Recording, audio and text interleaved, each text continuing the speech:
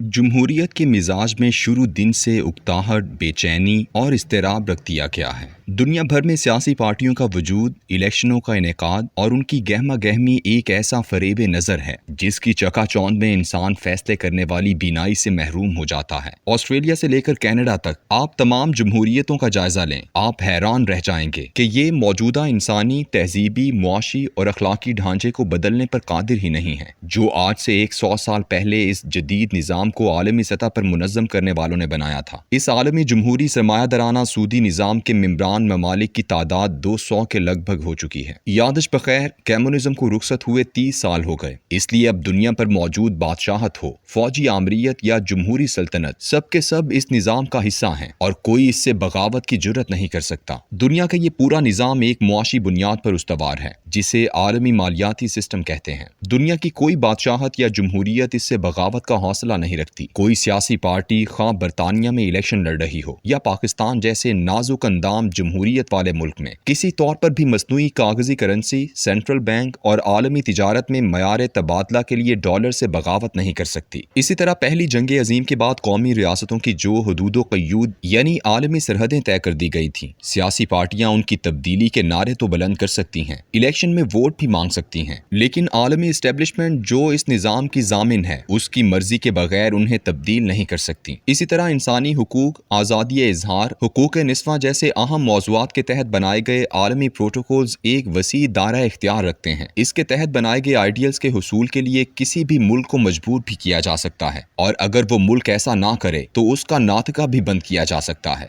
دنیا کے کسی ملک کی کوئی سیاسی پارٹی اس عالمی ڈھانچے سے باہر رہ کر کسی مختلف نظام حکومت کی تشکیل کا سوچ بھی نہیں سکتی۔ اس کی مثال اپریل 1995 سے اکتوبر 2001 تک افغانستان میں قائم ملا محمد عمر کی طالبان حکومت تھی، جس کے خاتمے کے لیے پہلے 11 ستمبر 2001 کو ورلڈ ٹریڈ سینٹر پر حملے کا تھیٹر آباد کیا گیا۔ پھر پوری دنیا اس ملک پر حملہ آور ہو گئی اور 20 سال اس کے در و بام کو خاک و خون میں نہلایا گیا۔ بدترین شکست کے بعد یہ عالمی قوتیں وہاں سے نکل تو گئیں، لیکن طالبان نے جب دنیا سے مختلف اپنے نظام کو ازسر نو جاری کرنے کی کوشش کی تو آج 7 ماہ گزرنے کے باوجود ان کی حکومت تسلیم کی جا سکی ہے اور نہ ہی اسے عالمی تجارتی و مالیاتی زندگی میں سانس لینے کی اجازت دی جا رہی ہے۔ اس عالمی جمہوری سودی و مالیاتی نظام کے خلاف جس نے بھی بغاوت کی کوشش کی، اسے نشان عبرت بنا دیا گیا۔ 1 نومبر 2000 کو صدام حسین نے اعلان کیا کہ وہ اگلے ماہ سے اپنا تیل ڈالر کی بجائے یورو میں فروخت کرے گا۔ اس کا مطلب یہ تھا کہ اس کے ملک میں ڈالر کی حکمرانی ختم ہو جائے۔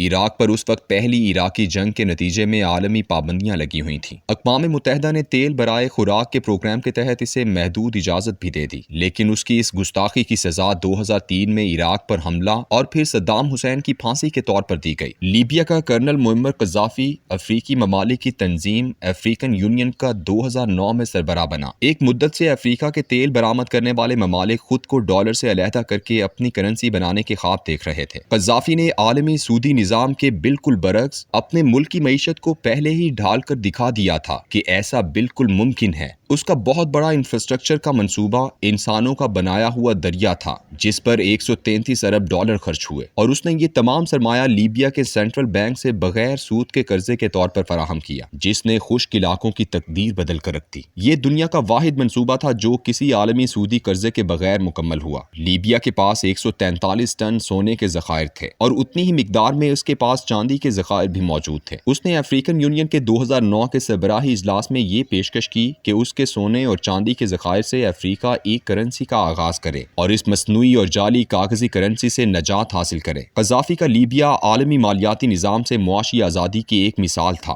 وہ خوراک، پانی، سرمایہ، تیل، غرض ہر چیز میں کسی عالمی طاقت کا محتاج نہیں تھا۔ قذافی کو اس گستاخی پر سب سے پہلے فرانس کے صدر سرکوزی نے 2011 کے آغاز میں اسے فون کر کے دھمکی دی کہ تم دنیا بھر کی معاشی سیکیورٹی کے لیے ایک خطرہ بن رہے ہو اور تم نے افریقہ میں ایک معاشی بغاوت برپا کر دی ہے۔ کیسے ہو سکتا ہے کہ صرف 60 لاکھ کی آبادی کا چھوٹا سا ملک پوری دنیا کے مالیاتی نظام کو چیلنج کرے؟ ہم تمہیں نشان عبرت بنا دیں گے۔ اس کے بعد جو ہوا وہ عالمی تاریخ کے بدترین اور عبرتناک ڈرامے کا خونی باب ہے۔ نیٹو کے طیاروں نے سب سے پہلے اس بڑے اریگیشن سسٹم کو بمباری کر کے تباہ کیا جو 70% عوام کے لیے خوراک اور پانی فراہم کرتا تھا۔ اس کے بعد جس طرح اپنے پالتو کرائے کے قاتلوں کو اس ملک میں گھسا کر وہاں طیاروں کے ذریعے ذریعے اندھا دھند بمباری کی گئی اور پھر آخر میں قذافی کو سڑکوں پر گھسیٹ کر قتل کیا گیا۔ وہ غالب کے اس شعر کی تصویر تھا، گلیوں میں میری ناش کو کھینچے پھرو کے میں، جانداد ہی ہوائے سرے راہ گزار تھا۔ صدام اور قذافی آزاد اور خود مختار معیشتوں کے مالک تھے۔ پاکستان جیسی غلام اور مقروض معیشتوں میں تو کبھی کسی حکمران کی جنبش ابرو اور زبان کی لغزش بھی برداشت نہیں کی جاتی۔ عالمی سودی نظام کے بھیڑیے پاکستانی بکری کو اپنے خلاف ممیانے کی بھی اجازت نہیں دیتے۔ بھٹو نشان عبرت بنایا گیا اور اب عمران خان کے خلاف جو کھیل برپا ہے اس کو سمجھنے کے لیے بس اتنا ہی کافی ہے کہ اس کے خلاف اتحاد میں شامل تمام سیاسی و مذہبی قیادت امریکہ سے اجازت لے کر سانس لیتی ہے۔ ان لیڈروں نے وقت سے پہلے عمران خان کو فارغ کر کے اسے ہیرو بنانے کے عمل میں جس بے وقوفی کا ثبوت دیا ہے اور جو سیاسی خودکشی کی ہے